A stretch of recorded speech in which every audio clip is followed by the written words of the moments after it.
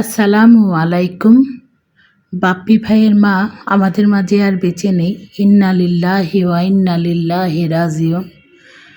আমি দোয়া করি মহান রাব্বুল আলামিন যেন ওনাকে বেহেশত জান্নাতুল ফেরদৌস দান করুন, আমিন।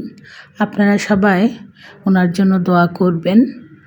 আমি জানি আমি সবসময় বাপ্পি ভাইয়ের ভিডিওতে এবং তিশা আপুর ভিডিওতে আন্টিকে দেখতাম। আসলে আন্টির চেহারাটা আমার চোখে ভাসছে। আমি বিশ্বাসই করতে পারছি না যে আন্টি মারা গিয়েছেন। আন্টির জন্য আসলে খুব খারাপ লাগছে। সবাই আন্টির জন্য দোয়া করবেন। আন্টিকে যেন মহান রাব্বুল আলামিন বেহেশত নসিব করুন, আমিন।